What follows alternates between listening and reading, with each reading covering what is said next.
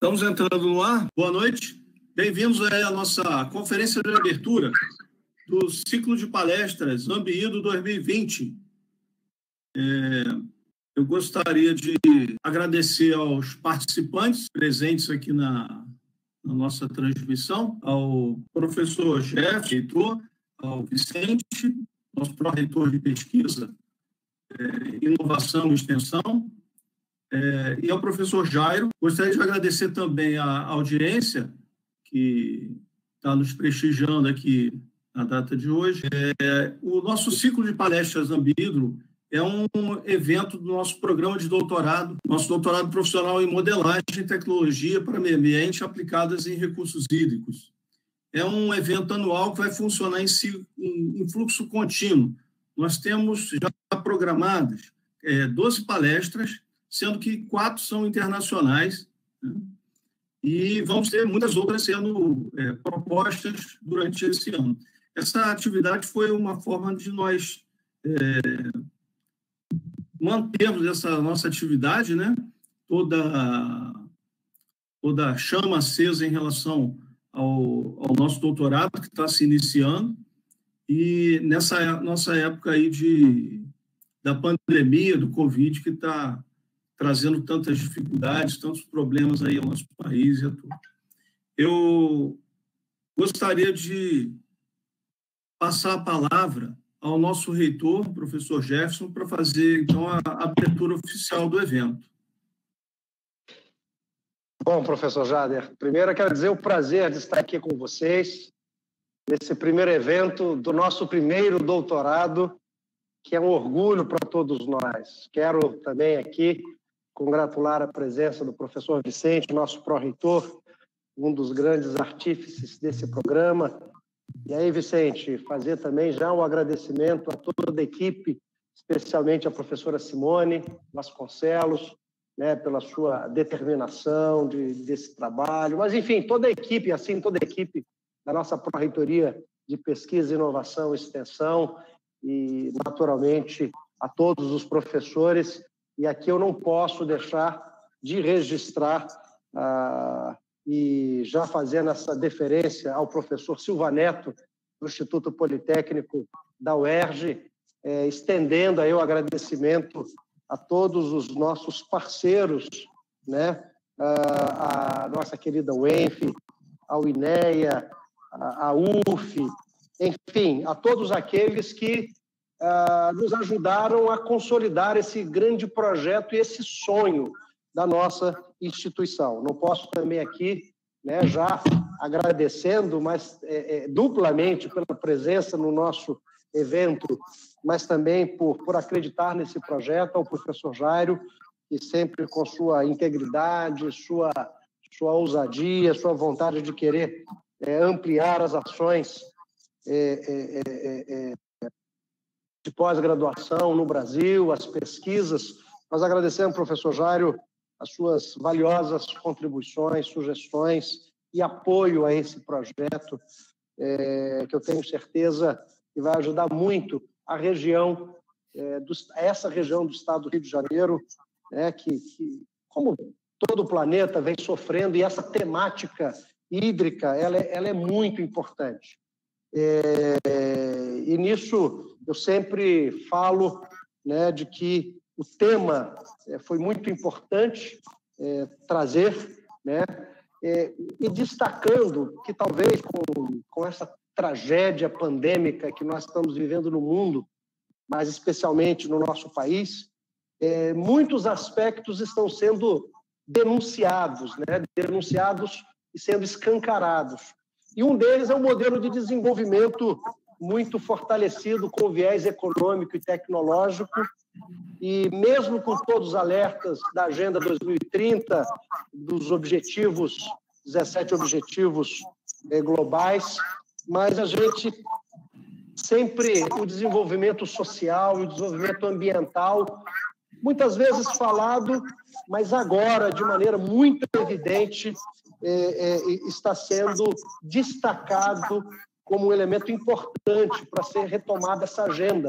Não que ela foi abandonada, mas talvez ela não tinha a mesma ênfase. Pode ser, então, e eu acredito muito, na formação de profissionais muito bem qualificados. E esse doutorado, ele é o amadurecimento de uma trajetória da nossa instituição, que começa bem lá atrás, um curso técnico na área ambiental, uma primeira iniciativa que nós tivemos, depois foi retomada no nosso campus Guarulhos, de um lato sensu na área ambiental, que nós também oferecemos ainda enquanto Cefet. Depois, em 2005, com o nosso mestrado em engenharia ambiental, né, que já é o nosso mais longevo programa, e hoje o doutorado sendo esse apanhado, não só do programa de engenharia ambiental, mas de outros programas, né? Hoje, o Instituto Federal Fluminense já possui 7 programas de mestrado e agora o seu primeiro doutorado. Então, é para a gente um grande orgulho, não só para nós, Instituto Federal Fluminense, não só para nós, enquanto interior do estado do Rio de Janeiro, mas também para toda a rede federal, né? Onde este modelo de educação profissional e tecnológica, que permite a horizontalidade das dimensões formativas, ensino, pesquisa, extensão, cultura e esporte, e agora também a dimensão multicultural a partir da internacionalização, mas especialmente a sua verticalização com o aprofundamento, né, e o adensamento das pesquisas que passam, no caso nosso na área ambiental, pelo técnico, pela engenharia ambiental, também no nosso instituto oferecido no nosso campus Guarulhos, passa por lato sensu, que nós temos lá em São João da Barra e em alguns outros campi, passa agora para o nosso mestrado e o nosso doutorado. Então, um jovem hoje que venha de qualquer família da região aqui do interior do estado do Rio de Janeiro pode iniciar, então, fazendo o seu técnico e saindo como doutor na área ambiental. Isso não é pouca coisa no interior do estado do Rio de Janeiro, ou no interior desse país que sempre foi tão desigual na relação do seu litoral, das grandes cidades, com relação ao seu interior. E a rede federal é uma política de Estado que vem, então, entre aspas, redescobrindo, né, assim, junto com vários campi das nossas universidades federais, indo para o interior, ao encontro da juventude, dos trabalhadores, mas tematizando os problemas do interior do nosso país, como também de todas as demais dimensões e áreas desse país continental, né? A questão hídrica, especialmente no interior do estado do Rio de Janeiro, é uma questão já muito antiga. Nós estamos aí com a bacia, talvez a maior bacia, a maior bacia hidrográfica da região sudeste, que é a do Paraíba, do Paraíba do Sul, onde nós também temos um polo de inovação tecnológica que tem uma especialização em desenvolver tecnologias no campo também da área ambiental,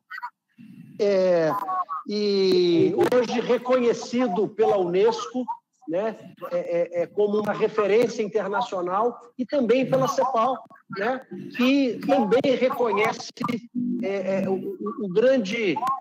a grande contribuição e os grandes referenciais que o nosso polo de inovação tecnológica está desenvolvendo, e não há dúvida alguma, muito se deve a esse conjunto de educadores, a esse conjunto de pesquisadores, e a você também, estudante, né, que veio aqui para o nosso instituto, que nos ajuda a constituir, através do esforço de cada um de vocês, né, vocês estão se aprimorando, mas também vocês estão contribuindo, seja com fortalecimento desse projeto de educação no interior do estado do Rio de Janeiro, no Brasil, mas especialmente contribuindo com o desenvolvimento de nossa região. Então, eu também tenho aqui uma outra boa notícia, né, que o professor Vicente fez questão de pedir para que eu ressaltasse.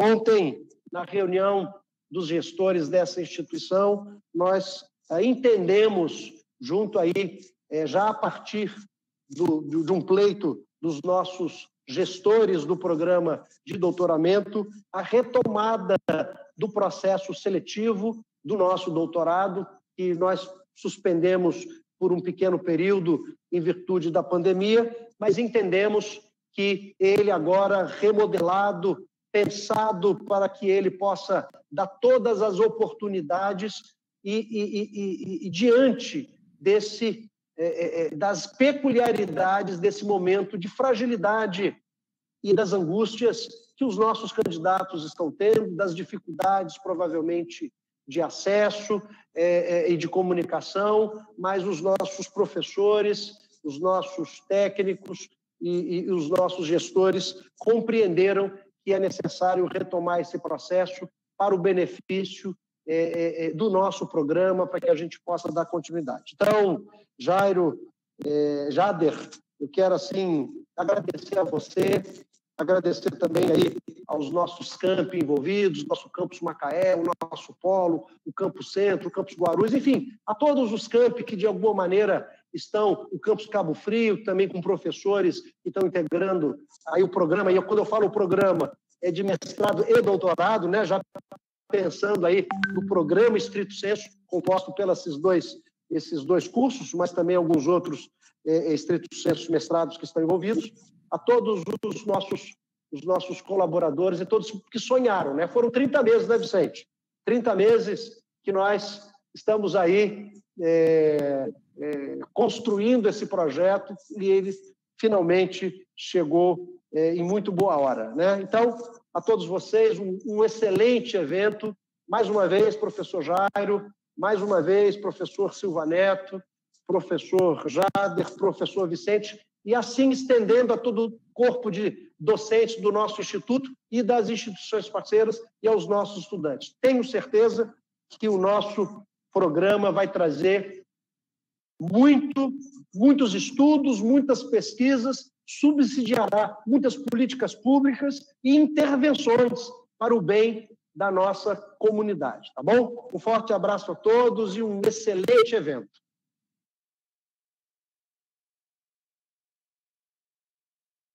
Muito obrigado, Jefferson. A gente ainda está, às vezes, pilotando uma coisa e outra aqui. O meu microfone já estava desligado, mas muito obrigado pelas palavras de incentivo aí, pelo nosso desafio agora em todo esse trabalho à frente, né? Nós temos uma equipe realmente muito boa, muito forte nesse trabalho todo, né? Mas tem oportunidades e grandes desafios. Bom, passando uma informação para a audiência, nós agradecemos a participação da audiência, pedimos o favor de confirmar a presença, digitando o nome completo no site, no chat do vídeo, do vídeo lá no YouTube, né?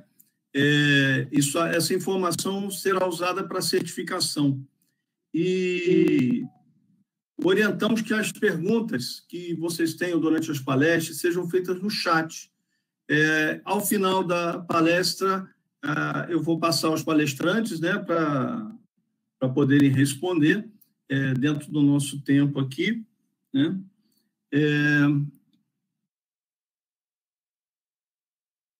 Gostaria também de agradecer à comissão organizadora aí, a Daniela Bogado, que trabalhou muito com a gente, o Adriano Ferrareis, o professor Wagner, e, em seguida, passar a palavra para o professor Vicente de Paulo Santos de Oliveira. Ele possui graduação em Engenharia Agrimensura pela Universidade Federal de Viçosa, mestrado em Produção Vegetal pela Universidade Estadual do Norte Fluminense, Darcy Ribeiro, doutorado em Engenharia Agrícola pela Universidade Federal de Viçosa, em 2003, é professor titular do Instituto Federal Fluminense, onde foi diretor da Unidade de Pesquisa e Extensão Agroambiental de 2007 a 2008, foi diretor da Unidade de Pesquisa, foi diretor do Departamento de Pesquisa e Pós-Graduação do Campus Centro do IF Fluminense, diretor do Campus Paraíba do Sul, a Unidade de Pesquisa e Extensão Agroambiental UPEA, do IF Fluminense, foi diretor e implantou o Polo de Inovação nos campos Goitacazes, credenciado pela Embrapi. Atualmente é o nosso pró-reitor de Pesquisa, Extensão e Inovação do IF Fluminense, tem experiência na área de engenharia agrícola, com ênfase em conservação do solo e água, atuando principalmente nos seguintes temas: recursos hídricos, conservação da água e solo, meio ambiente e educação ambiental. É coordenador do Núcleo de Pesquisa em Gestão de Recursos Hídricos e do IFE e diretor administrativo do Comitê de Bacia Hidrográfica do Baixo Paraíba do Sul e do Itabapoano. Atua como professor do Programa de Pós-Graduação em Engenharia Ambiental, PERPEA, e do doutorado profissional, Modelagem de Tecnologia para Meio Ambiente aplicadas em recursos hídricos. Então, eu vou passar a palavra ao professor Vicente. Primeiro, torná-lo aqui o apresentador para que ele possa passar seus slides.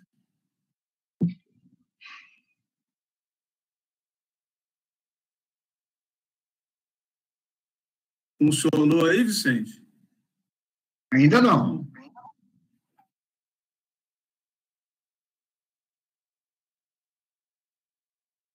Bom, vamos conversando, né? Primeiro, boa noite a todos. Boa noite a todos. Agradecer aí as palavras aí do professor Jefferson, a presença aí do professor Jairo, diretamente de Campo Bom, Rio Grande do Sul, participando aí com a gente. E eu venho tentar aqui, na nossa apresentação, saudar o professor Jader, né, que está conduzindo esse trabalho, né, essa apresentação. A minha projeção ainda não apareceu? Ainda não. Ainda não. Deixa eu ver o que está acontecendo. Agora já está vindo, né?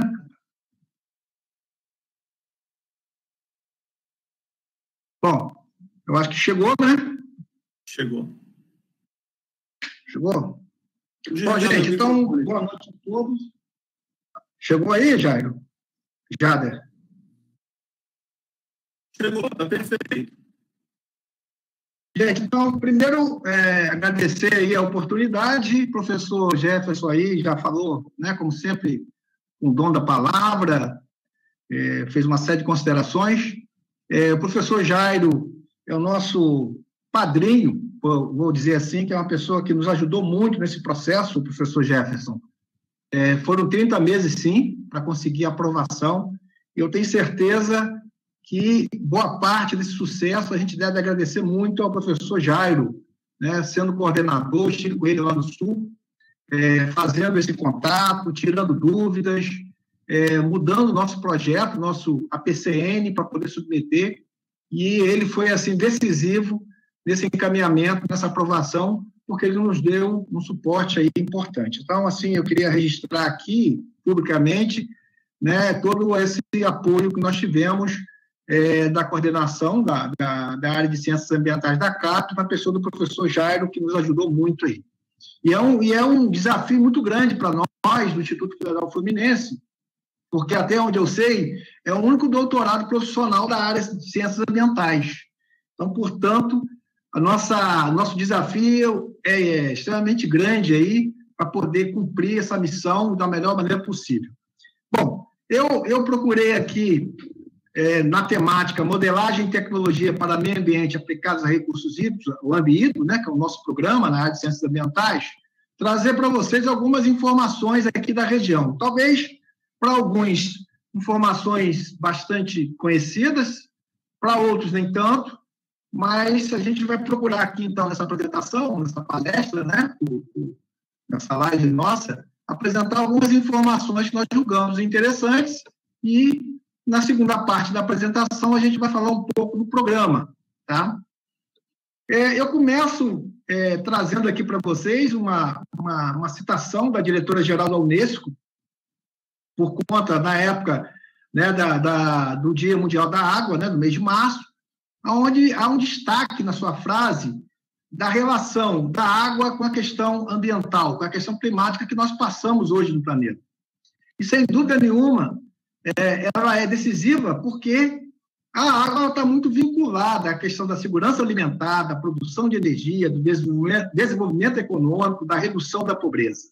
E, sem dúvida nenhuma, essa frase ela é extremamente emblemática para nós e, no entendimento da toda a nossa vivência aí na área de recursos hídricos, a gente tem certeza que a água vai ser decisiva no futuro próximo, né? No futuro que nós já estamos aí enfrentando a questão das doenças, a questão das limitações de produção, né, a pobreza em todo mundo.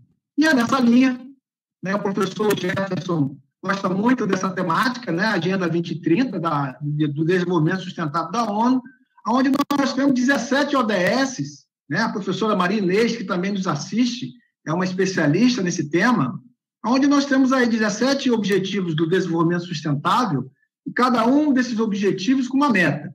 Se a gente parar para olhar com cuidado, todas esses ODS têm a ver com o nosso programa, mas, evidentemente, sendo mais objetivo, eu poderia chamar a atenção a questão da ODS número 6, água potável e saneamento, da ODS número 7, energia limpa e acessível, a questão do ODS número 13, ação contra a mudança global do clima, o ODS número 14, né, vida na água, o ODS número 15, vida terrestre. Então, nós temos, assim, uma série de interfaces aqui com esses ODS e que nós, enquanto programas de pós-graduação, doutorado, precisamos estar atentos, precisamos estar sempre olhando e buscando a interação para juntos ajudarmos nessa conquista, em atingir essas metas aí traçadas pela ONU.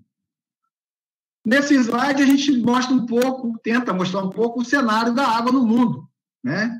A distribuição da água no mundo é uma questão que é estratégica, que é decisiva para o crescimento, para o desenvolvimento econômico. Então, eu não sei se vocês estão me acompanhando aí, o Jader vai me ajudando aí, Jader, se está tudo sendo transmitido, mas eu acho que agora, porque eu estou acompanhando no celular aqui para ver se está chegando a tempo, tá? Então, nós temos aqui... Está perfeito. Ok. Nós temos aí um mapa mundi, onde nós mostramos, né, esse é um dado da Agência Nacional de Águas, com a Embrapa, com a PNUMA, onde nós mostramos a distribuição de água no mundo, né, uma disponibilidade de 1.000 metros cúbicos por habitante ao ano. Então, nós vemos aí a região do norte da África, na região do Oriente Médio, da região da Índia, que é uma região, coincidentemente, mais populosa do mundo. Nós temos aí uma redução, uma disponibilidade baixíssima de água. Aqui, olhando para a região aqui das Américas, nós vemos aí regiões como Chile, México, também com uma redução, com uma distribuição, com uma disponibilidade aí média. E quando olhamos com a lupa o nosso país, a gente, no primeiro momento, fica satisfeito, porque a disponibilidade é muito alta. Mas, avançando um pouco mais, e trazendo aí uma informação que nós dispomos em várias fontes, principalmente na Agência Nacional de Águas, nós temos, na realidade do nosso país, que naquele mapa mundi mostra uma disponibilidade alta, mas aqui no Brasil nós temos uma questão de distribuição de água versus distribuição populacional.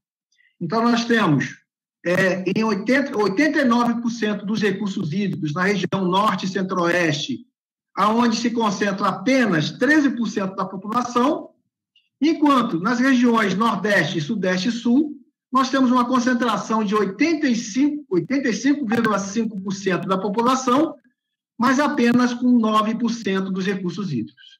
Esse cenário, para nós, ele é muito importante. Nós que estamos aqui na região sudeste, né, onde o programa se propõe a atuar, aqui no estado do Rio de Janeiro, principalmente, no primeiro momento, a gente tem essa vivência, nós vamos estar abordando isso daqui a pouco, mostrando para vocês as grandes dificuldades, os grandes desafios que nós enfrentamos com a questão dos recursos hídricos aqui na nossa região.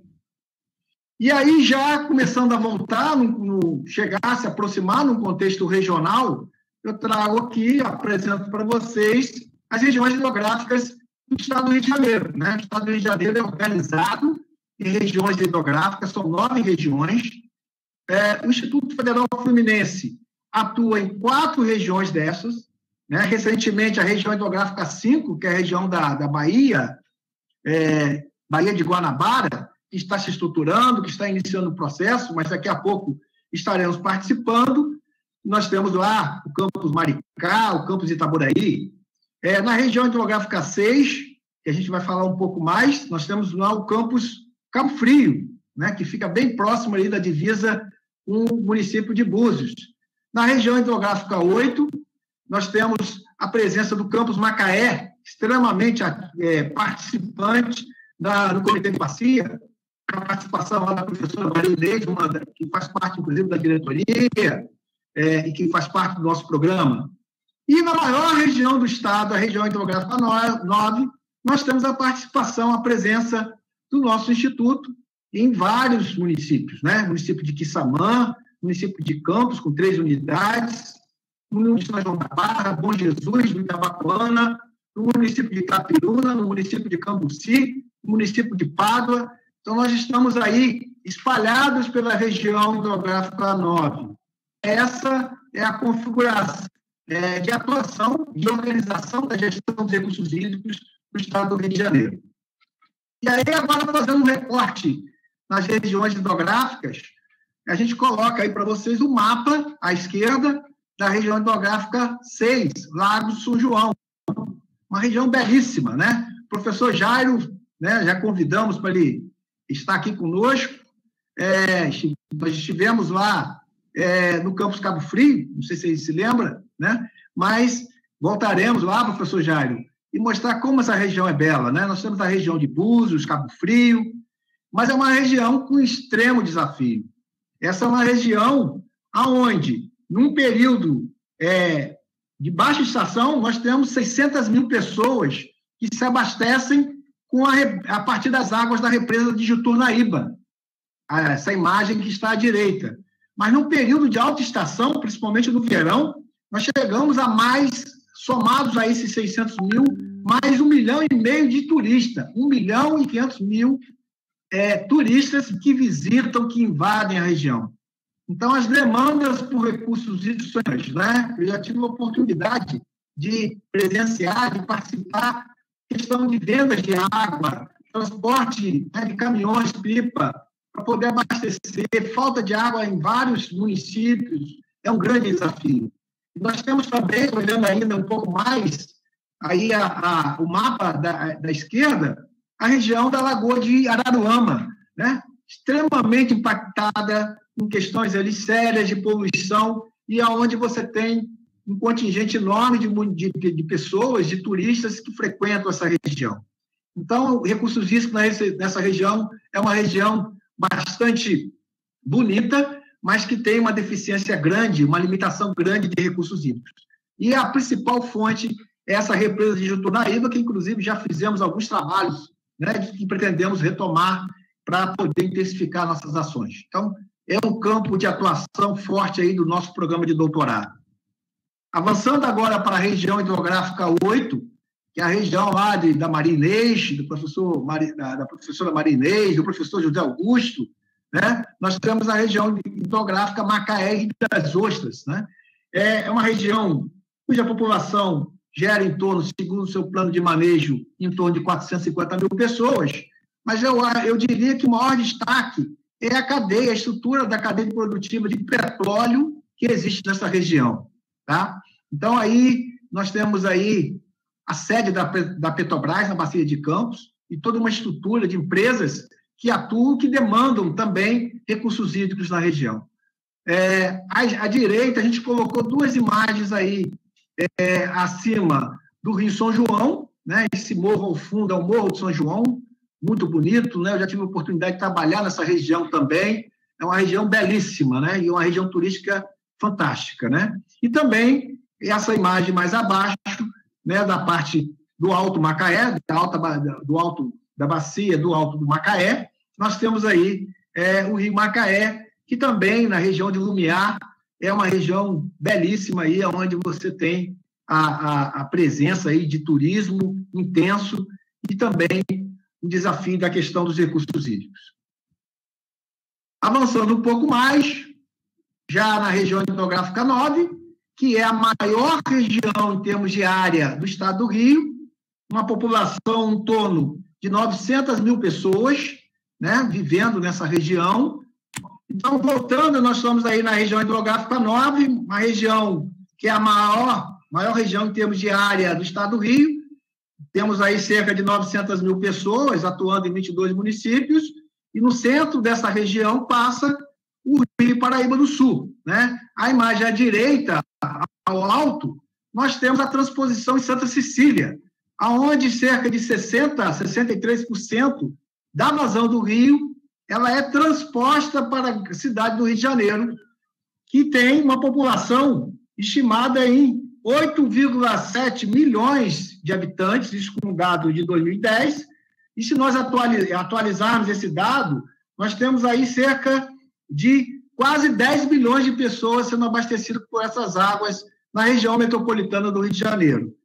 Abaixo, nós temos a imagem, então, há essa transposição, uma das três, essa é a mais importante, e abaixo nós temos exatamente a região de Atafona, na foz do Rio Paraíba do Sul, onde vivenciamos, né, ao longo dos anos, dos últimos anos, o avanço da cunha salina, salinizando o rio, não só o rio, lagoas, ecossistemas da região, suspendendo o abastecimento de água no município de São João da Barra, causando impactos aí que a gente acompanha com preocupação, não só na nossa instituição, no Instituto Federal Fluminense, mas também na região, no Comitê de Bacia do Baixo Paraíba do Sul e do Itabapoana. Nesse slide no slide seguinte, eu mostro algumas imagens desse processo. A vazão tem caído muito. Nós sabemos que alguns rios do mundo têm, inclusive, fechado a sua foz, né, não tem chegado mais ao mar em função desses impactos, né, da transposição, do uso desordenado das suas águas, e esse processo também ele começa a acontecer na nossa região. Nós temos aqui uma mudança de foz, um fechamento de barra no Rio Paraíba do Sul, e isso em consequência desse processo de redução de vazão. Então, assim, é um grande desafio que nós temos aqui na região e que nós precisamos estar bem atentos a partir de estudos que já fazemos na nossa instituição, mas agora, com doutorado, nós poderemos intensificar, nós poderemos aumentar nossas ações. E depois desse contexto todo, portanto, eu queria entrar um pouco mais, falar um pouco mais do nosso curso, né? Então, na verdade, o objetivo é uma formação ampla do nosso discente, do nosso doutorando, né? Formar aqui doutores que alinhem a teoria e a prática, né, nas linhas de pesquisa do programa, de forma a aumentar a eficácia da sua atuação na área ambiental, com ênfase em recursos hídricos, com a compreensão e a incorporação de dimensões relacionadas à qualidade e quantidade de água. Então, esses dois pontos são importantes para nós, não só a qualidade de água, lembrando lá que nós estamos numa região extremamente populosa, né, do ponto de vista de consumo de água do rio. Se a gente pensar na bacia do Rio Paraíba do Sul como um todo, por exemplo, nós temos cerca de 14 milhões que atualmente pode estar chegando a 16 milhões de pessoas que são abastecidas por essas águas e que têm a qualidade sendo comprometida ao longo do tempo e a quantidade também. A questão dos aspectos legais, institucionais e ambientais, e também é outra dimensão importante para o nosso doutorando, e a disponibilidade hídrica de regulação e entre outros temas correlacionados. Então, esse é o objetivo do nosso doutorado. E esse aqui, talvez, para nós que atuamos na área já há bastante tempo, nós temos essa pirâmide aí, essa pirâmide que nós chamamos a pirâmide da verticalização hoje no Instituto Federal Fluminense, e que alguns institutos federais no Brasil já possuem essa possibilidade também. Então, hoje, professor Jairo, a gente consegue sair o aluno pode entrar desde o curso técnico, desde o curso FIC, se a gente for mais a fundo, e fazer um curso técnico em áreas correlatas, fazer um curso superior, e aí nós temos cursos superiores de excelente qualidade aqui na nossa instituição, desde a área de engenharia ambiental, licenciaturas, engenharias, e aí, terminado esse curso superior, podemos fazer um curso lato sensu. O nosso curso lato sensu também é gratuito, isso é um detalhe importante. O professor Jefferson, nosso reitor, sempre defendeu essa bandeira, não haver cobranças nos nossos cursos de pós-graduação lato sensu. Nós temos aí um curso, inclusive, mais recente, no campus Sonora da Barra, Gestão e Sustentabilidade de Recursos Hídricos, que foi lançado no ano passado. Nós temos também, na área ambiental, o de Educação Ambiental, Análise e Gestão de Sistemas de Informação. São cursos que alimentam, né, que permitem que o aluno possa, terminado esse nível, buscar um mestrado na área ambiental, no curso de Engenharia Ambiental, PEPEA, que já tem aí, caminhando para 14 anos, Sistemas Aplicados em Engenharia e Gestão, e, por fim, após a conclusão desses cursos, inclusive, nesse processo seletivo que vai ser reiniciado, nós temos alguns candidatos egressos desses 2 programas, buscando aí o nosso doutorado, que em breve vamos iniciar.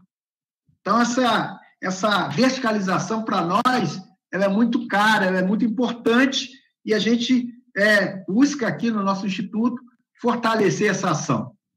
Bom, com relação à área, nós, como já foi falado aqui, nós somos credenciados na área de ciências ambientais, na área de concentração, modelagem e tecnologia para o meio ambiente aplicada em recursos hídricos, duas linhas de pesquisa, uma linha voltada mais para modelagem, tendo aí a liderança do professor Silva Neto, do Instituto Politécnico da UERJ, em Friburgo, um parceiro que eu queria aproveitar e dizer que é uma pessoa assim, fantástica, um parceiro que tem se mostrado, né, à disposição da nossa instituição.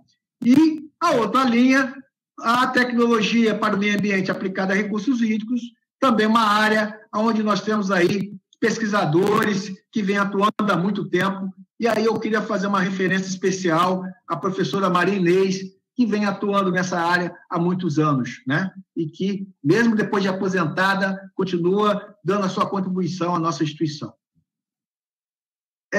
As linhas de pesquisa se comunicam entre si, né? Não entre modelagem para o meio ambiente aplicado a recursos hídricos e a tecnologia de meio ambiente aplicada a recursos hídricos, sendo essa conexão pela validação dos resultados obtidos no processo de modelagem, a partir do uso de tecnologias já consolidadas, ou que serão ainda desenvolvidas a partir da pesquisa aplicada à lei de tecnologia para o meio ambiente, ou na utilização de modelos gerados pela linha de modelagem para o meio ambiente aplicada a recursos hídricos, relacionada a bacias hidrográficas, reservatórios, como já mostrei aqui nessa apresentação, e outras possibilidades que necessitam de base de dados nos sistemas de informação, proporcionando, assim, a integração entre as 2 linhas de pesquisa. Então, a gente deseja que o perfil do nosso egresso ele seja caracterizado pela autonomia, pela capacidade de geração, pela transferência de tecnologia, né? A capacidade de transferir tecnologia, conhecimentos esses inovadores para soluções inéditas para questões, problemas de alta complexidade no campo de atuação. Esse profissional, ele com ampla formação tecnológica de qualidade para desenvolvimento e aplicação de modelos ou tecnologias e que deva propor soluções para sanar ou mitigar problemas ambientais, muitos daqueles eu já mostrei aqui para vocês, tá? Decorrente do uso de recursos hídricos, subsidiando, então, o processo de gestões de órgãos ambientais. Nós vamos falar mais à frente, né, a questão dos comitês de bacia, unidades de conservação, né, uma atuação tecnológica assessorando ou ainda na consultoria em organizações públicas e privadas. Então, esse é o perfil desejado. Queremos um profissional, um doutor autônomo e que esteja muito vinculado a buscar soluções desses desafios que nós enfrentamos nos dias de hoje.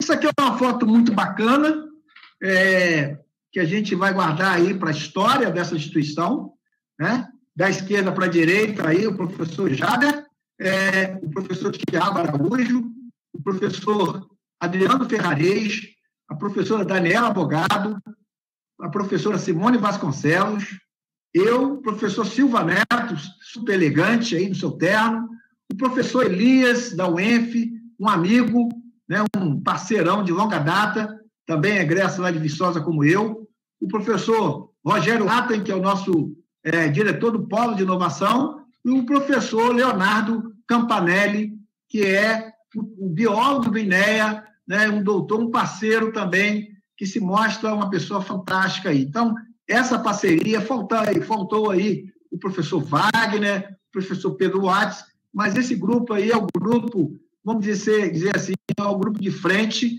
é o grupo que está aí com esse desafio de tocar esse programa de doutorado e que eu tenho certeza que vai render aí muitos frutos, né? Essa é uma foto histórica, pessoal, uma foto que a gente guarda aí com muito carinho e que daqui a muitos anos a gente vai estar relembrando aí que foram essas pessoas que iniciaram esse processo na nossa instituição, né? Falando um pouco mais dos projetos, na linha de tecnologia, nós temos alguns projetos assim, extremamente importantes, né? Nós temos 2 projetos em cada linha. Na linha de tecnologia, tecnologias baseadas na natureza, aplicada à gestão integrada e sustentável em bacias hidrográficas. A professora Maria Inês, ela lidera esse projeto aí, com certeza, né? A avaliação de qualidade e quantidade de água superficial e subterrânea nas regiões de Lago, Serrana Norte e Noroeste Fluminense. Eu, o professor Tiago, o professor Elias, o professor Leonardo, estamos aí mais à frente, né? Os colegas, o professor Tiago, com certeza, que é o nosso especialista aí nas análises de qualidade de água. E na outra linha, nós temos aí também, né, que é a linha de modelagem, 2 projetos. Um projeto de desenvolvimento e uso de modelos de qualidade de água com abordagem em problemas inversos, que é liderado pelo professor Silva Neto, um especialista em modelagem em problemas inversos, né? E a solução de problemas diretos e inversos voltados à mitigação de alagamentos urbanos e estudo de disponibilidade hídrica. O professor Jader é o nosso grande líder aí desse projeto. Já encerrando a minha apresentação, eu queria destacar as nossas parcerias, no primeiro momento, internacional. Então, nós temos aí, em Cuba, 2 universidades, a Universidade Tecnológica de La Habana e a Universidade de Havana, que são 2 instituições, né, todas aí nós já temos memorando de entendimento, né? Na Universidade de Vancouver, com a professora Maria Inês, professora Pamela Shaw. Então, nós já temos memorando de entendimento com todas essas instituições, e agora, né, vamos ter que ver essa questão aí do isolamento social, do Covid, mas a gente quer retomar essas ações, algumas aí nós estamos estabelecendo aí projetos em parceria, mesmo nesse período, e a gente deve intensificar, principalmente após a seleção dos nossos doutorandos. E, para finalizar, as parcerias nacionais, a principal, sem dúvida, com o Instituto Politécnico da UERJ, né, na pessoa representada aí pelo professor Silva Neto, um parceiro, um amigo que nós temos na nossa instituição, o Laboratório de Engenharia Agrícola, o Laboratório de Meteorologia da UENF, aí o professor Elias, principalmente, que faz parte do programa, o Instituto aí do Noroeste Fluminense de Educação Superior, da UF, o professor Wagner, né, o NUPEM, Macaé, que tem aí uma atuação forte na área de ciências ambientais, a Universidade Federal Rural do Rio de Janeiro, a Universidade Federal do Tocantins, que é uma parceria que o professor está buscando aí para as nossas instituições, o CBPF, que nós já, inclusive, realizamos aí, formalizamos a parceria e que agora, aguardando aí o fim desse isolamento, poder retomar as ações, agora envolvendo o doutorado também. A Embrapi, que é a empresa brasileira de pesquisa e inovação industrial, a partir da inovação. O Porto do Açu, a gente faz parte lá de uma série de ações, o professor Jefferson, inclusive, faz parte de um conselho, eu faço parte lá, junto com o Tiago, do Conselho Consultivo lá da RPPN Caruaru, que é a maior RPPN do Brasil, o Comitê do Baixo Paraíba do Sul e do Itabapoana, onde estamos representados no Instituto, onde eu faço parte da diretoria, o Comitê de Educação... Oi? Aí, de novo? Você estava na Embrapi. E eu caí?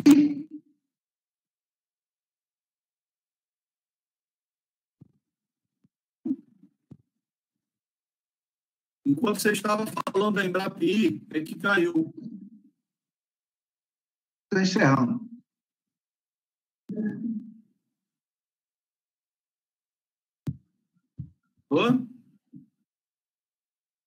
Estou te ouvindo, já. Sim, você estava falando da Embrapi, a hora que caiu. Aí você já pode passar para o Porto do Açu e seguir. Beleza. O Porto do Açu, professor Jefferson, faz parte lá do Conselho do Porto, e eu e o Thiago fazemos parte do Conselho Consultivo da RPPN Caruara, que é a maior RPPN do Brasil, o Comitê do Baixo Paraíba do Sul e do Itapapuana, onde a gente faz parte da diretoria, o Comitê da Bacia Lagos e São João, também o Comitê da Bacia Hidrográfica do Rio Macaé e das Ostras, a professora Maria Inês faz parte da diretoria, e o Fórum Fluminense de Comitês de Bacia. Então, essas são as nossas parcerias aqui nacionais, principais, nós temos outras, mas a gente relacionou essa aí para destacar nessa apresentação. Então, eu queria concluir e dizer que, para nós, do Instituto Federal Fluminense, é uma grande honra estar à frente desse processo, também uma grande responsabilidade, e que a gente espera atender a expectativa e formar aí doutorandos, que é o principal, formar recursos humanos para estar atuando nos nossos recursos hídricos aí, não só aqui na região, mas em todo o Brasil e até no exterior. Então, eu encerro por aqui e agradeço aí a atenção de todos. Muito obrigado, Vicente. A partir de agora, quem tiver alguma questão para fazer ao Vicente, eu vou pedir que façam essas questões no nosso chat, que aí a gente vai poder passar para o Vicente responder ao final das nossas apresentações.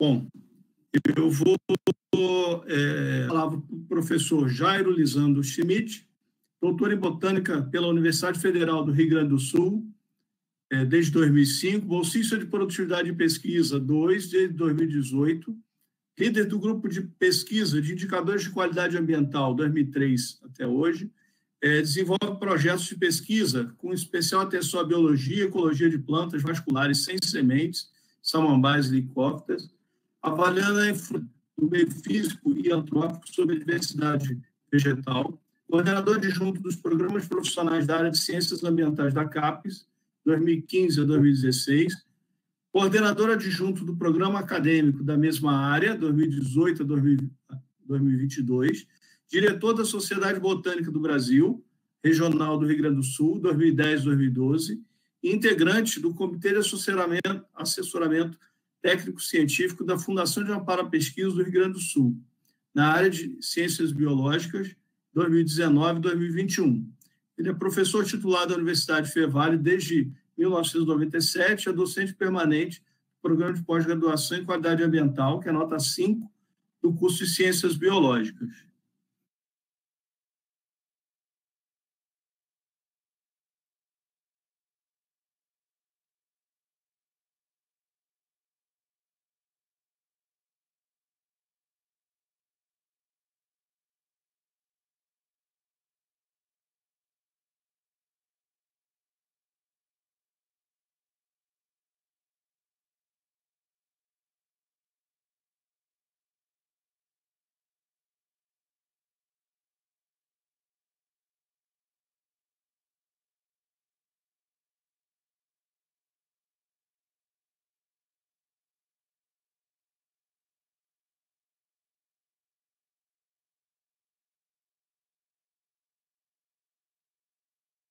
Imagino que isso tenha acontecido, né? Visto que intensificou muito o uso, né?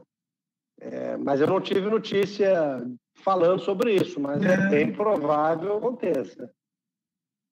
E agora está transmitindo? Olha, está dizendo aqui que está transmitindo, já está transmitindo, já voltamos. Só vou pedir ao professor Jairo para retornar ao início, porque eu não sei exatamente aonde que encerrou a transmissão. Da apresentação ou no primeiro slide? No primeiro slide.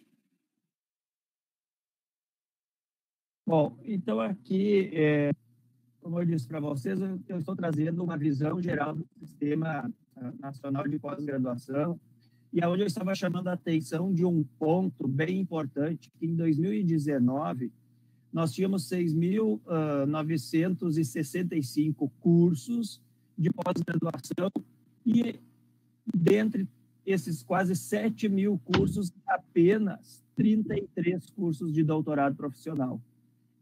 Dentre os quais, então, está aí agora o doutorado profissional do Instituto Federal Fluminense, vinculado à área de ciências ambientais, que muito nos honra.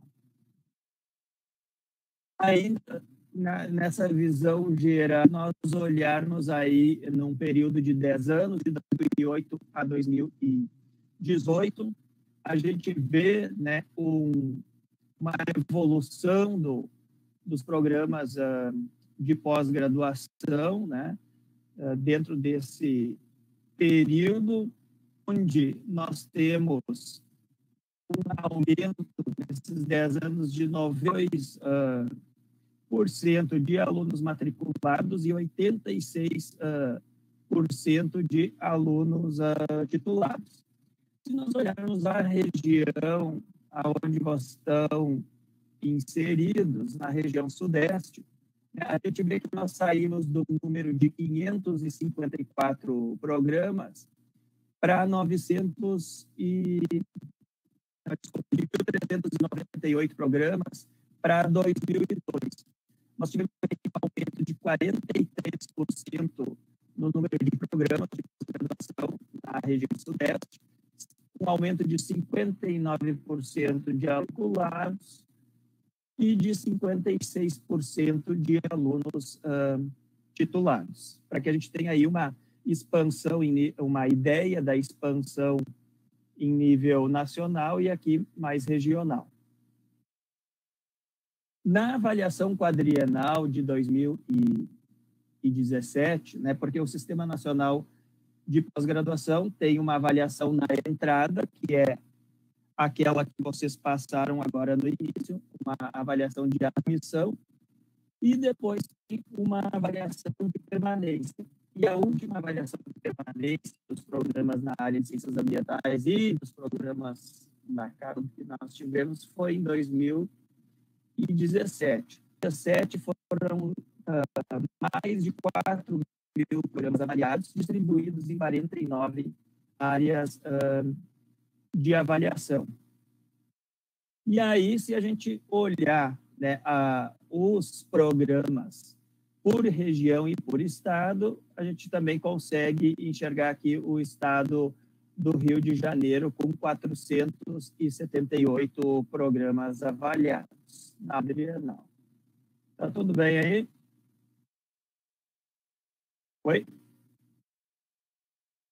Estão me escutando? Estamos escutando sim. Eu desliguei o meu vídeo para ver se melhora um pouquinho, fica mais estável o sistema.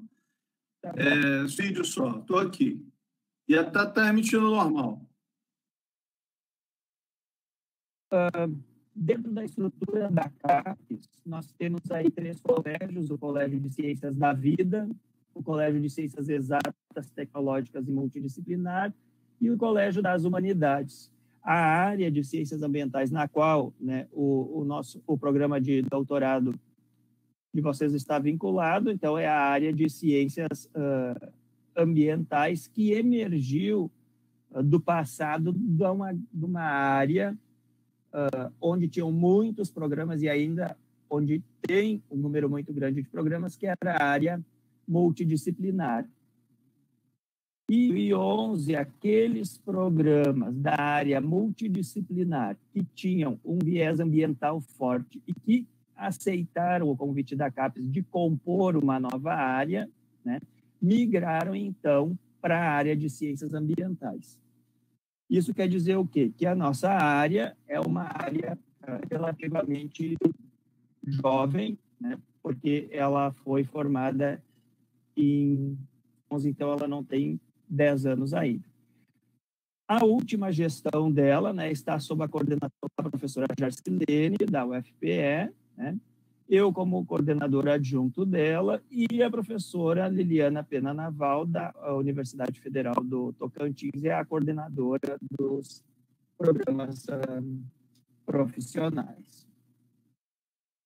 As ambientais, né, ela procura estudar os sistemas ecológicos interligados com os sistemas antrópicos, naquela direção que o professor Jefferson nos falou inicialmente, né, de não, digamos assim, ficar no âmbito apenas da tecnologia para estar estudando os problemas ambientais, mas revelando uma outra face deles que envolve a questão do estudo dos sistemas antrópicos e de como que eles estão interligados, então, com os sistemas ecológicos. É isto que diferencia a nossa área da biodiversidade, por exemplo, né?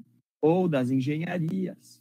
E também é isso que aproxima ela muito dos 17 objetivos do desenvolvimento sustentável aqui citados pelo professor Vicente, né? Então, ela trata de uma ciência cujas pesquisas devem ser contextualizadas, porque ela surge na fronteira de grandes áreas do conhecimento, né? Na área das ciências da terra, biológicas, agrárias, da saúde, sociais e aplicadas, né? E essa visão interdisciplinar nos permite, né, revelar outras nuances do problema ambiental.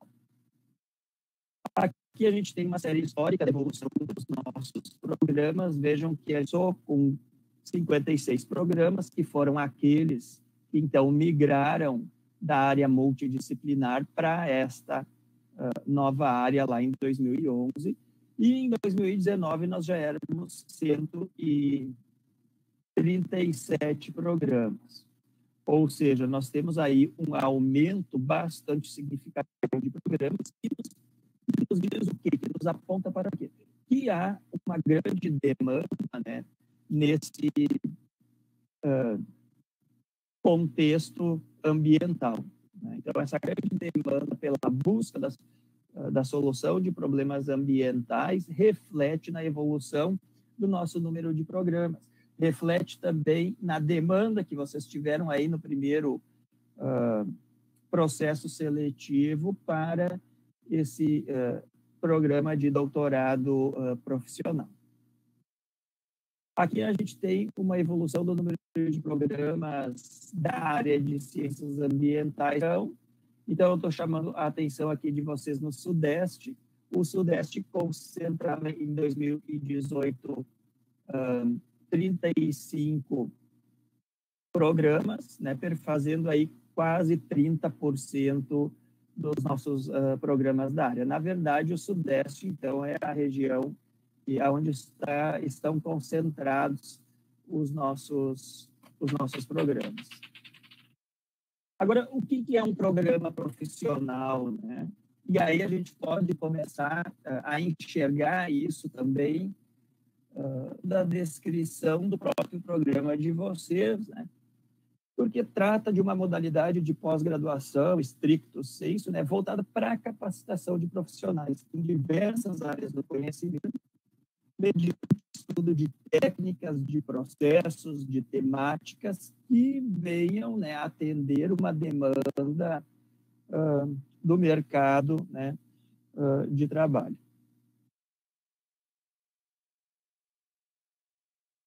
O objetivo, né, é contribuir com o setor produtivo nacional no sentido de agregar um nível maior de competitividade, de produtividade a empresas, a organizações, né, sejam elas de natureza pública ou privadas, né.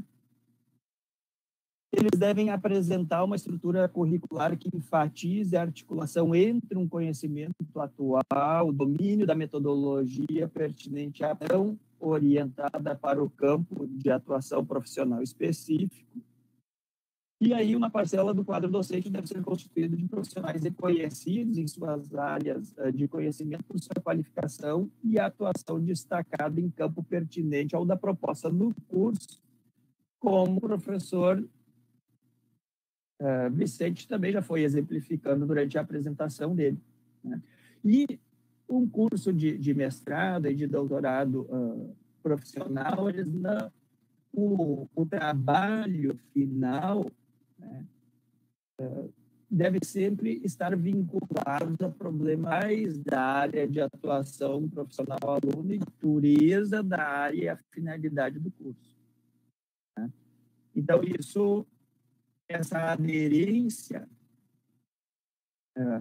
à área de concentração e as linhas de atuação são bastante importantes, né? E por isso que eu também li essa fora do início para vocês, que é justamente assim o cuidado, né, que vocês que planejaram esse curso, que estão implementando, devem ter, principalmente agora durante o início, para que ele possa, então, concretizar a ideia de vocês que estava proposta na apresentação desse curso durante o seu processo avaliativo.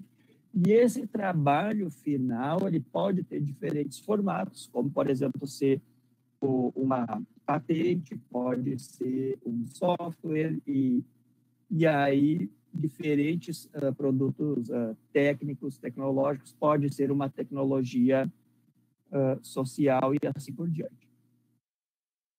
Aqui só para mostrar qual que é a regulamentação disso, nós temos a portaria número 131, de 28 de junho, então, que dispõe sobre mestrado e doutorados profissionais, né? Então, a questão do doutorado é recente, né? Não, aí data de 3 anos apenas. E aqui eu trago para vocês, né, um total de programas avaliados e reconhecidos pela área de ciências ambientais, destacando o quê? Que mestrados profissionais nós temos 34, né, e que, então, o doutorado profissional do Instituto Federal Fluminense aí é o primeiro doutoramento nosso que nós temos, né? Porque aqui, nesse ponto, nós temos 6 cursos de doutorado, né, mas são doutorados acadêmicos. E aqui a gente tem 38 cursos que têm os 2 níveis, mestrado e doutorado acadêmico, e nós temos também 54 cursos só.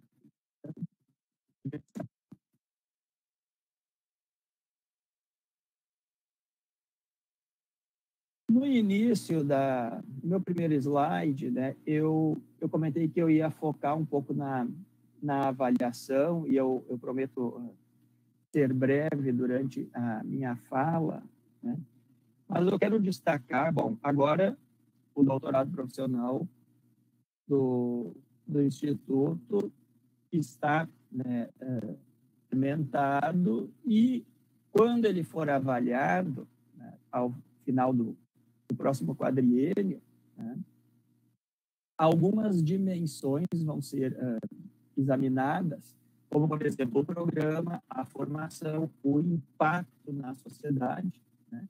E esses 3 quesitos de avaliação, eles não têm diferença de peso entre si. Então, agora, os nossos programas, no final desta quadrienal, eles vão ser avaliados nesses 3 quesitos. E esses quesitos, eles representam uma transição da futura avaliação, pela qual, né, daqui um ciclo completo de funcionamento, o doutorado profissional de vocês vai acabar tendo que passar. E essa avaliação, ela visa o monitoramento da qualidade do programa, né, o seu processo formativo, a produção de conhecimento, atuação e impacto, tanto político, comunicacional, econômico e social. E a avaliação, diferente das anteriores, cada vez mais está com foco na formação, na perspectiva da inserção social, científica, tecnológica, e o profissional presencial e ou à distância do programa. Aqui, nesse foco de formação de os institutos federais atendem eu quero chamar a atenção de que a ficha para avaliar esses programas, né? Então, aqui está o primeiro quesito. A nossa área, ela, em muitos quesitos, existe diferença de peso entre o acadêmico e o profissional, né? De indicadores, né?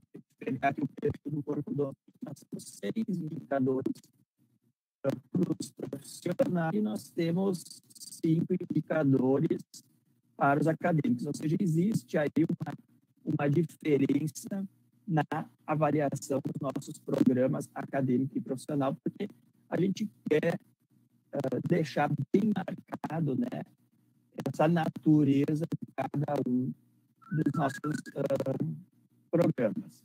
Depois, a formação, isso é um documento que vai estar disponível na nossa página, então vocês podem consultar em detalhes, e aqui o impacto na sociedade. Agora, qual é a contribuição do discente no programa, né? Então, se o foco na avaliação está mudando para o discente, né, quais são as principais coisas que, desde o ingresso no curso, esse doutorando deve estar observando junto com o seu orientador, junto com a coordenação do programa aí, junto com o professor Jader, né? Aqui o foco de avaliação é o doutorando, é o aluno, então é muito importante essa questão da adequação do projeto dele. Então, vocês vão ter os alunos ingressantes agora, né? Ter um cuidado, né? É muito importante que esses projetos, né, tenham aí aderência com a área de concentração e com as linhas de atuação, né? E que, na medida do possível, atendam uma demanda, seja do mercado ou dessa problemática de recursos hídricos, que é o cenário no qual vocês estão sendo inseridos. E dentro da avaliação da qualidade e adequação do TCC, né, no futuro também vai ser levado em consideração aí o percentual de bancas formadas por avaliador doutor externo ao programa de pós-graduação de vocês, pode ser também um doutor atuante no setor industrial, de serviços e ou órgãos públicos também. Aqui isso é um diferencial das bancas em relação aos nossos programas acadêmicos. Essa banca, né, formada por doutores externos ao programa e atuantes em outros. Depois, um outro quesito mutante na avaliação e que vai ser determinante no sucesso de implementação do curso de vocês é a questão da qualidade da produção intelectual de discentes e egressos, né? Então, qual que é o principal produto de um doutorado profissional, né? É a produção técnica e tecnológica aderente ao programa. Então, é isso que vai ter maior peso aí, né? De acordo com os indicadores de produção técnica. Então, em verdade, a CAPES tem aí uma lista de 23 produtos técnicos e tecnológicos. Nós elegemos 10 principais na nossa área, e aí vocês podem dando isso para que esteja presente aí nos projetos dos alunos, né, essa possibilidade, né, de produção intelectual. Também analisar a produção bibliográfica utilizando o indicador que representa aí o número total de artigos por discente ou egresso, considerando o peso do qualis de cada um dos discentes. Agora, nos programas acadêmicos, a gente já teria uma inversão de pesos, né, a ser considerado nessa avaliação. Em primeiro lugar seria a produção bibliográfica e, em segundo, a produção técnica tecnológica.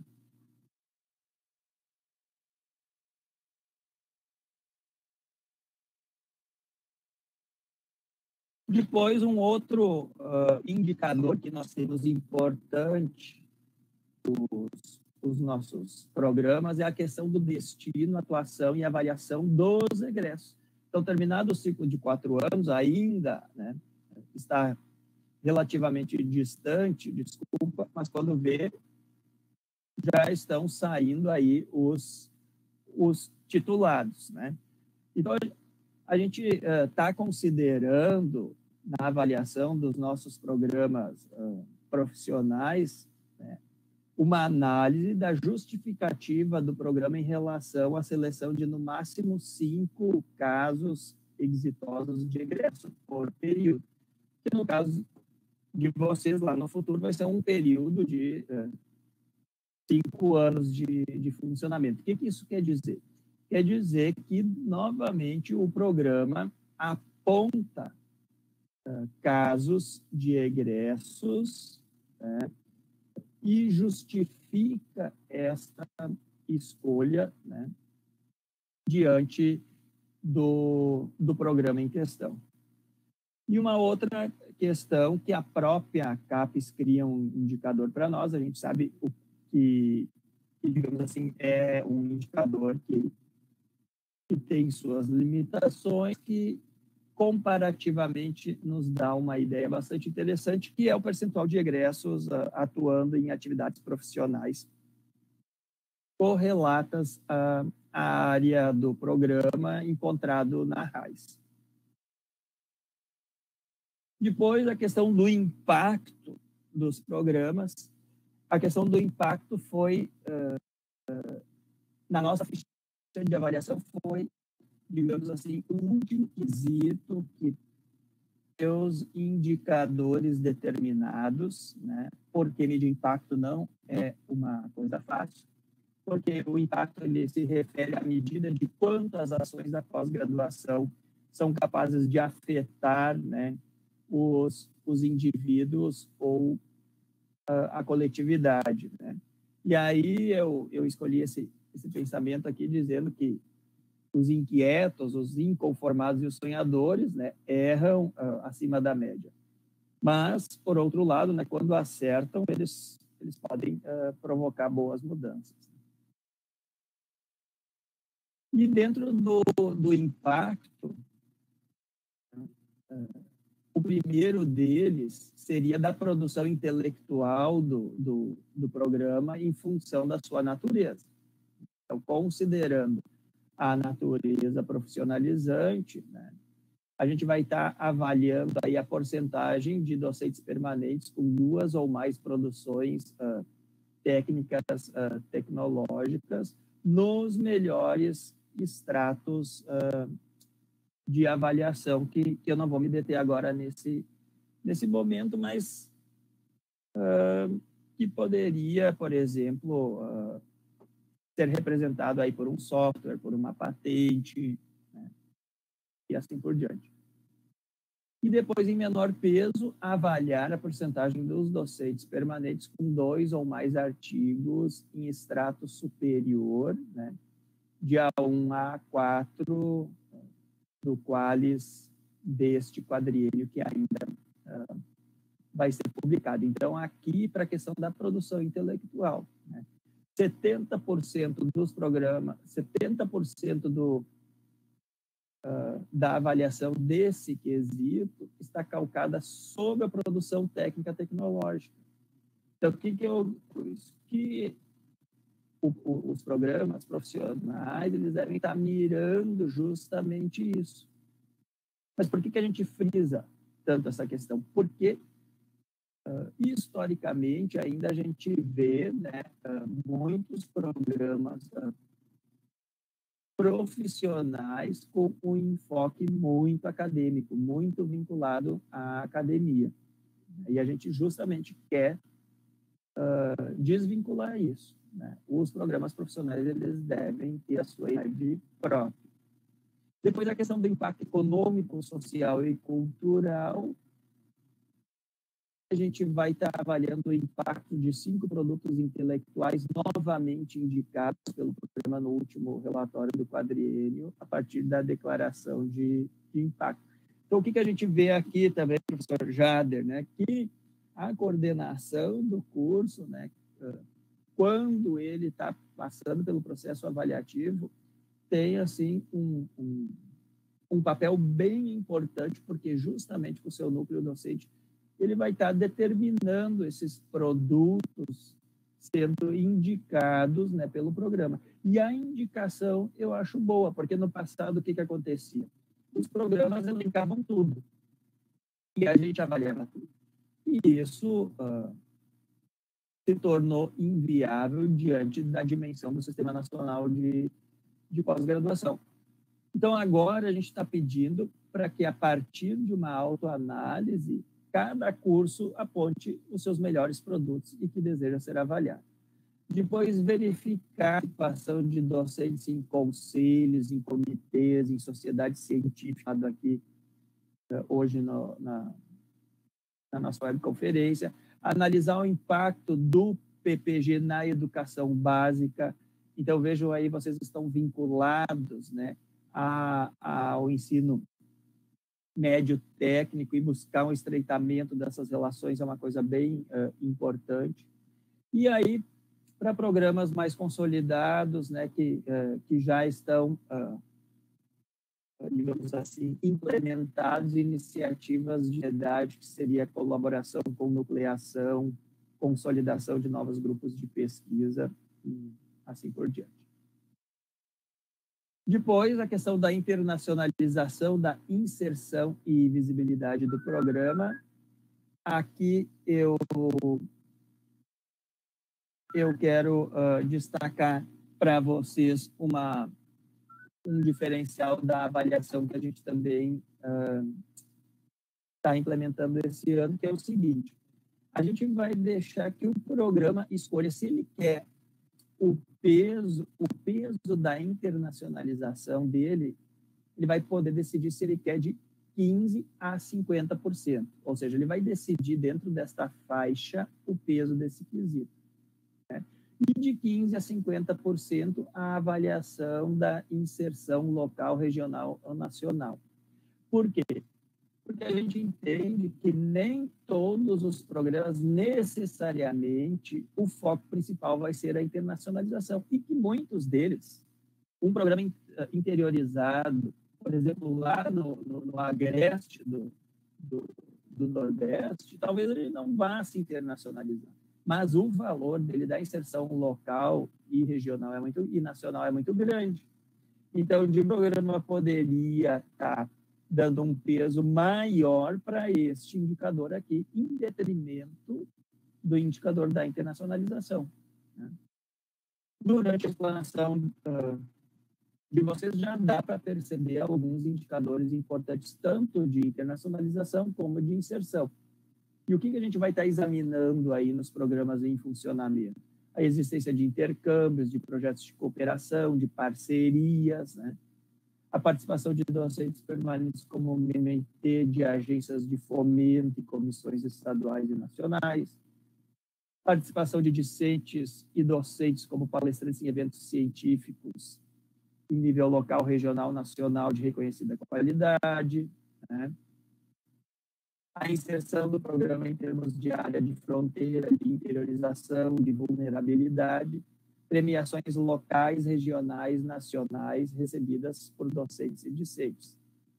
E o somatório desses 2 subitens não deverá ultrapassar 70%. O que isso quer dizer? Que se eu escolhi 40% para o 3.1, os 3 2.2 vai ser 30, porque eu não posso ultrapassar 70. Né? Eu discriminei mais neste momento a questão da inserção local, regional, nacional, que esse é o primeiro passo de vocês, né, dentro dessa região, né, com vistas à internacionalização, que também aí já foi apontado para nós aí de possibilidades bem interessantes. E depois, apesar de ser assim,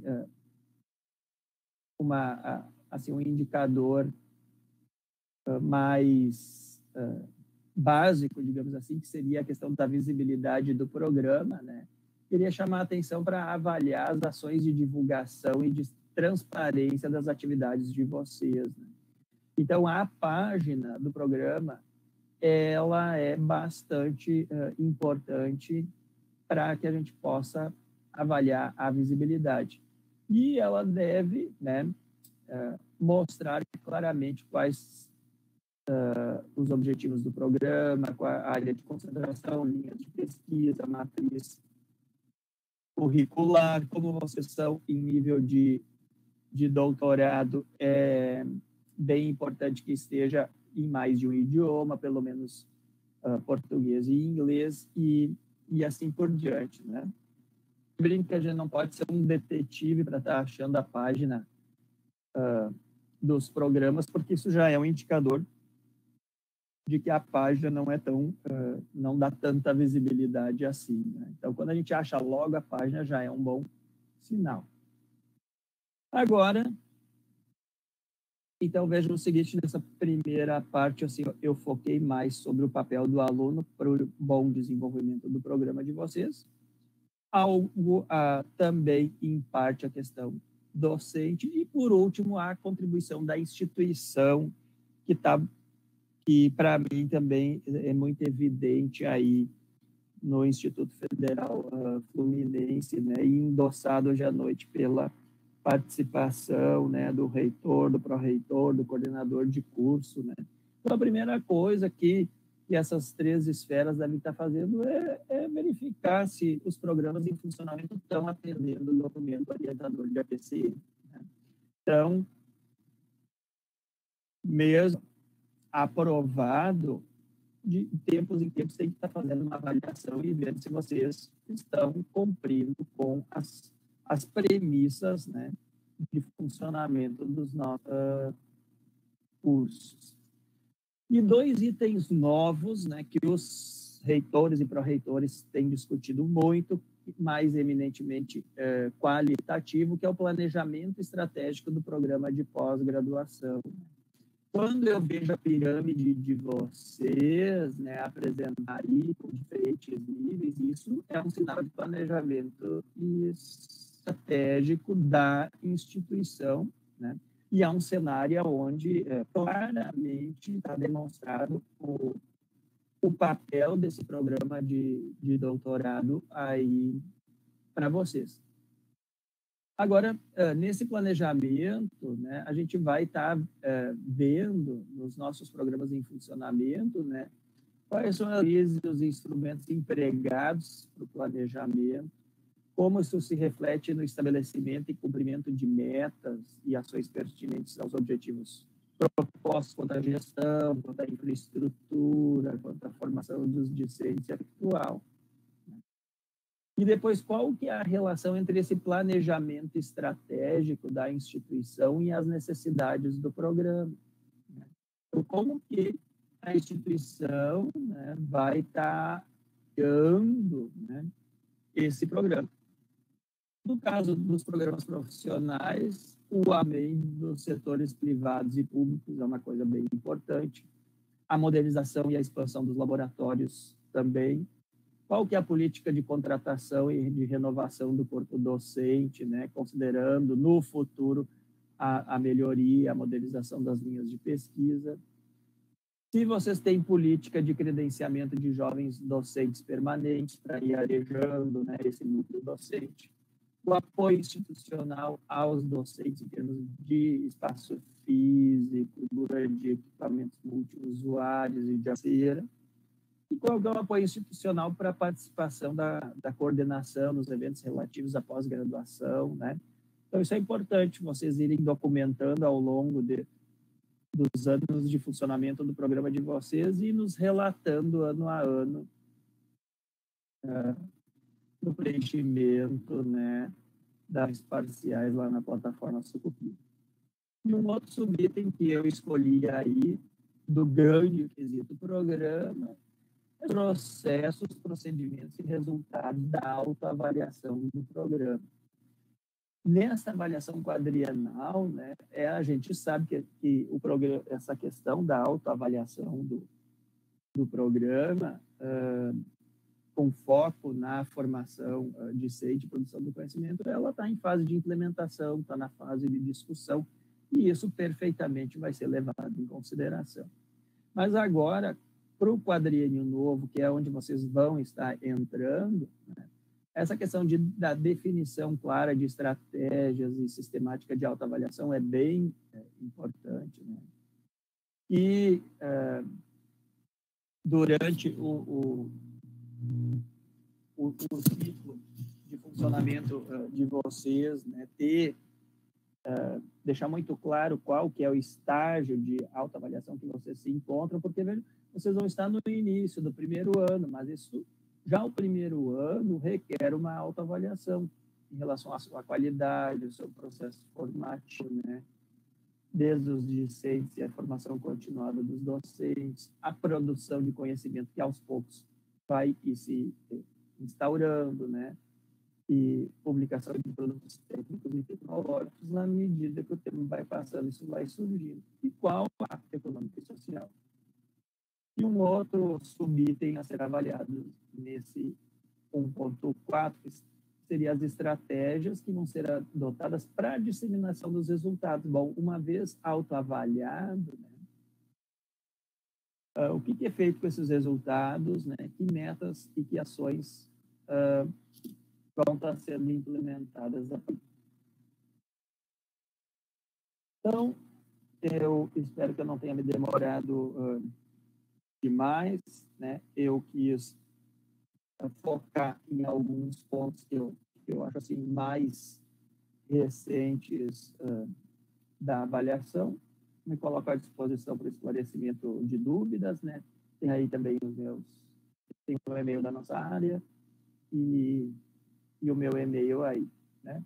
E considerando que o programa de vocês está calcado aí nas questões dos recursos hídricos, eu deixei aí essa foto, né, onde eu fui acompanhar um aluno que estava fazendo um programa de pós-graduação, de formação profissional em nível internacional, e uma parte, então, o programa dele ele estava cursando no Brasil com restauração de mata ciliar. Aí eu tive a oportunidade de conhecer esse trabalho desse aluno aí. Muito obrigado e espero que eu possa ter esclarecido algumas dúvidas de vocês nesse momento. Professor Jairo, nós é que temos que agradecer. Foi muito boa a apresentação para esse momento, iniciando e temos muitas coisas enquanto a gente vai desenvolver o nosso trabalho agora. Eu gostaria de colocar aí para a audiência que nós vamos receber algumas perguntas, passar para os palestrantes para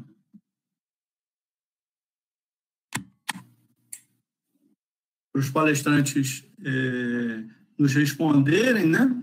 E tem algumas aqui que eu gostaria de fazer. Primeiro, ao professor Vicente.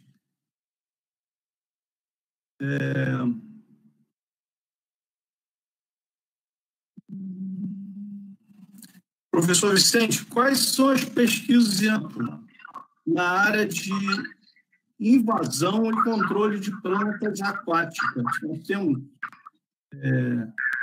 alguma coisa em andamento nesse sentido? Então, quem perguntou, Jair? Olha, nós tivemos uma pergunta aqui foi uma docente do programa aqui. Foi a Daniela que me fez essa pergunta aqui, tá? Já posso responder? Pode? Então, na verdade, a gente trabalha muito com qualidade de água, né? Muito mais do que quantidade, né? E a gente tem trabalhado ao longo do tempo com a questão das centrais hidrelétricas, das PCHs, né? A gente tem alguns trabalhos aqui no Rio Paraíba do Sul, principalmente no Rio Itabapoana. Inclusive, atualmente, eu oriento um aluno de mestrado com trabalho lá, e o Tiago também está orientando um aluno de mestrado dessa linha. E aí a gente tem, sim, a presença de plantas aquáticas e uma série de impactos que a gente acaba estudando, né? Não com olhada da biologia, muito mais em consequência desse processo de eutrofloresta em barragens e reservatórios que são construídos ao longo dos rios aí. E aqui nós temos 2 rios aí que bastante utilizados, que é o Rio Paraíba do Sul e também o Rio Itabapoana. Tá, ok.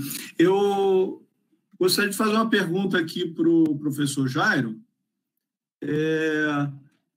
Recebemos aqui em relação a algumas informações circulando aí de mudanças da CAPES, reestruturação de áreas. Tem alguma perspectiva em relação à área de ciências ambientais, ou isso ainda está muito, muito recente, ainda não circulou ainda esse pensamento? Bom, essa questão da redução do número de áreas, ou, digamos assim, da unificação do número de áreas, não é uma coisa tão recente, né? Então, não pode dizer que nós nunca ouvimos falar isso na CAPES, né? Mas as notícias que têm nos chegado esta semana, a princípio, né, e que tem impactado bastante, elas ainda não foram discutidas, né? E a gente sabe que foi instaurado um grupo de trabalho para isso, para que comece a examinar essas questões. A gente espera, né, que seja discutido isso, né, dentro das diferentes instâncias da CAPES, incluindo a nossa, que é, digamos assim, os colégios, como eu apresentei para vocês ali no início, e no próprio CPC. Agora, concretamente, de um rearranjo, de como que isso seria, é muito incipiente. Isso não, a gente não tem como falar, né, e nem prever. Agora, partindo do pressuposto de que a nossa área é muito recente, né, e da forma foi criado, eu não saberia dizer se ela sofreria alguma alteração ou não nesse momento. São coisas que vão ser amadurecidas ainda, né? Ainda deve ser colocado como é a prática, né, na própria CAPES. Né? É que eu tenho assim uma prática comigo que sempre quando vem a primeira, né, a gente tem que deixar passar um tempo e ver como que as coisas vão se ajeitando, né? Então, sem que esse grupo trabalhe, sem que a gente possa ter informações concretas de como isso vai acontecer, não adianta a gente fazer uma previsão e aí acabar, às vezes, gerando expectativas que possam não se concretizar e não serem reais. Tá, ok, obrigado. Eu tenho uma pergunta aqui para o Vicente. Deixa eu localizar aqui, Vicente. Ter uma substituição gradativa da água na transposição de Santa Cecília por água dessalinizada seria uma utopia? Então, Santa Cecília fica... você diz, talvez, o que ela está querendo dizer, a substituição da água que é transposta do Rio Paraíba do Sul lá em Santa Cecília, da ação da água do mar no Canal São Francisco, né? Olha, possível possível né? Mas há uma necessidade de investimento grande nisso aí, né? Eu poderia citar um outro município, né, que inclusive nós temos um campus, que é o campus Maricá. Maricá sofre problemas seríssimos, sabe? Então, por exemplo, para Maricá, que inclusive é o município hoje no estado do Rio de Janeiro que mais recebe royalties, seria uma solução, né? Você tem lá um sistema lagunar grande e poderia ser a solução, né? Mas, assim, vou ser bem realista. Eu acho que essa questão da transposição de Santa Cecília, o João Gomes, que é o diretor-presidente do nosso comitê no Souto, tende a se agradar. Por quê? Há um fenômeno a nível mundial que é o crescimento das grandes metrópoles. E a região metropolitana do Rio de Janeiro vai estar sofrendo esse processo, e a gente acha que a demanda por água no Rio, na região metropolitana do Rio de Janeiro vai aumentar, e não tem outro caminho, gente. Vai ter que tirar mais água do Rio Paraíba do Sul. Então, a minha previsão é a pior possível, mas é a mais realista possível. Porque lá, repito, nós temos uma estimativa de 10 milhões de pessoas que são abastecidas com água do Rio Paraíba do Sul, da região metropolitana do Rio de Janeiro, em contraponto a uma região aqui, que é a região hidrográfica Paraíba do Sul, com 900 mil pessoas. E aí eu pergunto, qual vai ser a prioridade? Aumentar a transposição ou reduzir a transposição e liberar água aqui para a região do Baixo Paraíba do Sul? Então, essa é uma tendência que, particularmente, eu vejo com bastante preocupação de aumentar, sim, a transposição e, infelizmente, é um cenário que não está longe de acontecer. Nós estamos vivenciando, acompanhando a discussão, e é bastante grave o que está acontecendo aqui no nosso Rio Paraíba do Sul, na região da Foz, e a minha previsão, né, sendo bem objetivo, sendo bem realista, é piorar a vasta situação aqui na Foz do Paraíba do Sul.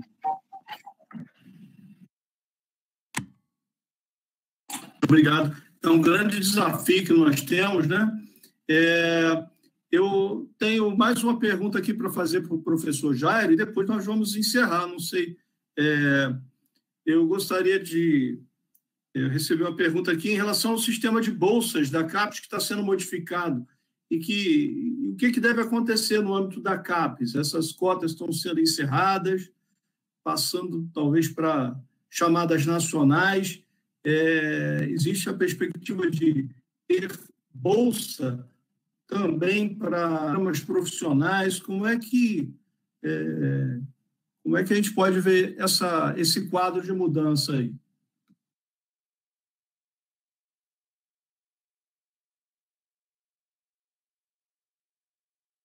Professor Jairo, o senhor está sem som agora. Isso. Sempre é importante frisar que nós, enquanto coordenação de área, nós temos uma ingerência sobre essa questão das bolsas. Né? Quando essa modificação de bolsas, agora, essa última alteração, então, qual é a notícia que nós temos? No nosso colégio, que tem, por exemplo, lá as engenharias, tem a área multidisciplinar, tem a biotecnologia, tinha X bolsas. Né?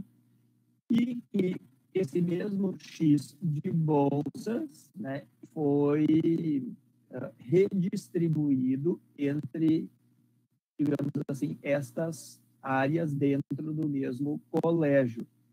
Agora, não nos foi evidenciado, nós não podemos ainda conhecer área por área. Né? Então, eu não tenho essa informação, por exemplo, de quantas bolsas nós tínhamos e quantas nós vamos a ter. Né? pela resposta dos nossos coordenadores, ou mesmo até considerando o programa que eu estou, nós não tivemos grandes mudanças, grandes alterações nesse sentido. Né? Eu vejo que dentro desse cenário que nós temos mais bolsas sendo implementadas é uma coisa bastante difícil. Então, não dá para gerar essa expectativa. Acho que o cenário não é para isso atualmente, né, de que mais bolsas sejam implementadas. Eu vejo um cenário de manutenção do número de bolsas, né? E essa questão de bolsas para os cursos profissionais, eu também não vejo uma perspectiva positiva em relação a isso. Porque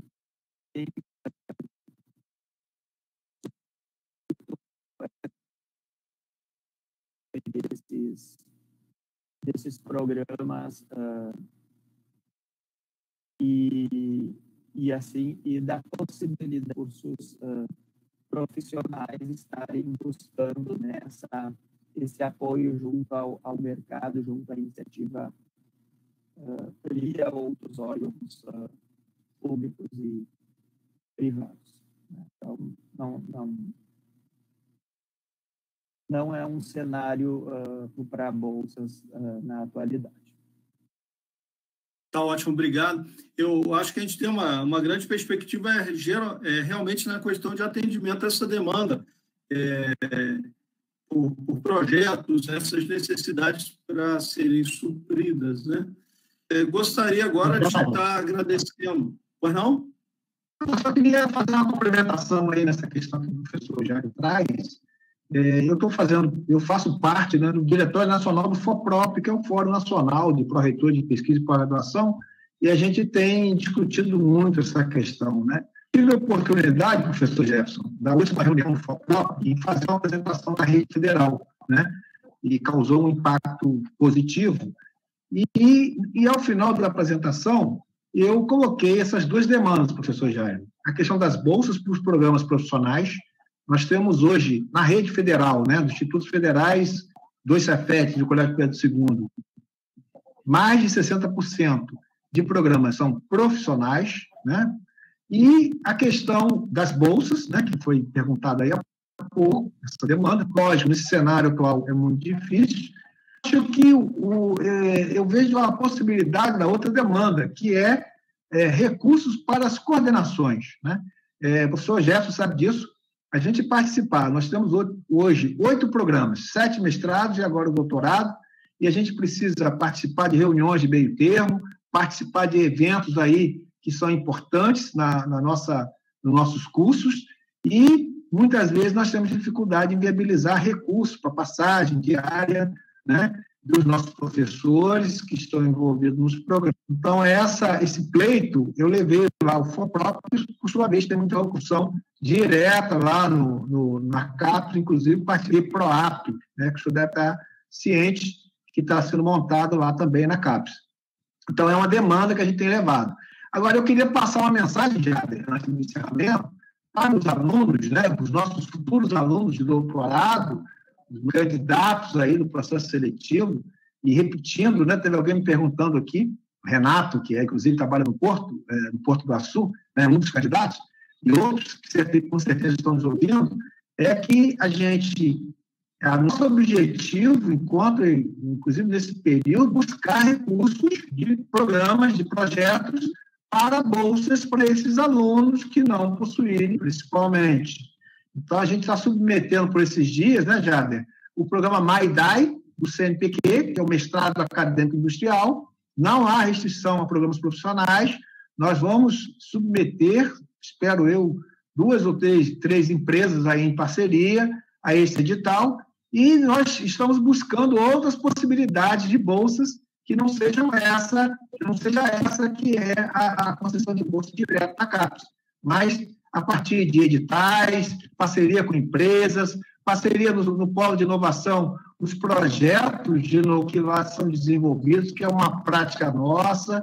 Então, nós temos outros caminhos para poder conceder bolsas para alunos, repito, principalmente que não tenham vínculo empregatício. Tá? Então, é só uma mensagem para aqueles que estão nos ouvindo, que nos ouvirão aí, porque esse vídeo, né, essa live ficará gravada na nossa página, que possam entender que, enquanto gestores do programa e docentes do programa, vão buscar outros caminhos, outros recursos para poder viabilizar, dentro do possível, bolsas para os nossos doutorandos que não têm um vínculo empregatício. Então, essa é a mensagem principal, Jaber, que eu queria passar aí para os colegas que estão nos assistindo.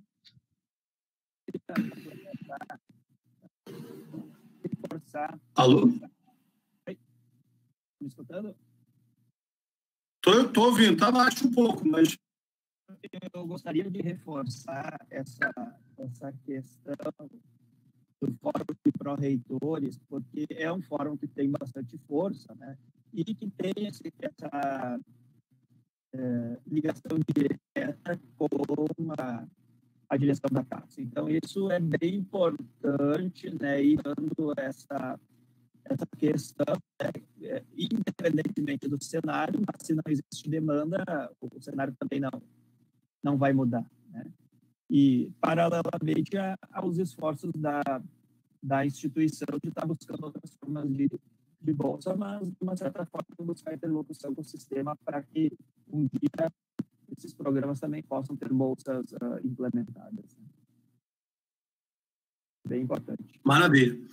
Bom, eu gostaria de agradecer a audiência, agradecer aos participantes que nos trouxeram informações tão importantes aí, dizer a nossa audiência aí, com certeza conta com candidatos ao processo seletivo, dizer que nós vamos estar retornando o mais rapidamente possível ao nosso processo seletivo, iniciando as aulas e tudo. É um momento difícil que a gente está com essa pandemia, o mundo inteiro seguido, né? Mas nós vamos procurar uma forma segura de retornar e agradecer a comissão organizadora novamente, a professora Simone, que ajudou aí a toda essa implementação, o funcionamento aí do sistema, e nós em breve estaremos liberando a programação das próximas palestras, né? Conta com a participação de todos aí. Eu queria pedir ao professor Jefferson para fazer o encerramento aqui, dar uma última palavra para a gente. Bom, foi um grande prazer, tanto o professor Vicente quanto o professor Jairo. Muito obrigado pela essa aula magna, importante para a gente, estimulante, desafiadora. Agradecer mais uma vez a todos. E eu quero encerrar uma frase que eu vi hoje pela manhã, 6h30 da manhã, eu estava lá assistindo um seminário internacional no País Basco, onde tem um sistema de educação profissional extremamente, uma referência internacional, é um destaque na Europa, uma referência internacional. Os palestrantes, o professor Chaimal, uma pessoa que eu quero muito bem, uma pessoa muito... esteve na RedTech conosco, foi o diretor do braço da educação profissional e tecnológica na Unesco, agora ele voltou para a Índia, se aposentou agora no final do ano, e ele terminou com uma frase que eu achei muito interessante. Talvez alguns anos, mas para mim foi realmente muito nova. Ele diz assim, se a necessidade é a mãe da invenção, a escassez é a mãe da inovação. Então, nesse mundo, né, com tanta escassez de recursos que nós estamos diante, se agravando, nós vamos precisar da criatividade, da inventividade, da capacidade de inovar, frente a essa disputa cada vez maior. Como o professor Vicente falou, disputa pela água, disputa pelos recursos naturais. Nós vamos ter que ter soluções muito inovadoras, para superar e conseguir equacionar, né, essa distribuição que vem sendo muito demandada. Eu fiquei muito impressionado, a frase, acho que ela é muito boa, né, para despertar aí o interesse das pessoas, e acho que nós estamos na era da inovação. Então, que os nossos estudantes possam se empenhar junto com os nossos educadores, com a nossa instituição, em sincronia, em parcerias nacionais e internacionais. O professor Jairo apresentou aí um conjunto de aspectos, né, muito interessantes, que servem como alguns referenciais para que a gente possa ter uma vida mais digna, mais justa, mais fraterna e mais feliz para todas as pessoas e não só para alguns. Então, mais uma vez, muito obrigado a todos e tenho certeza que esse ciclo de debate será muito interessante, tá bom? Um forte abraço a todos e uma boa noite.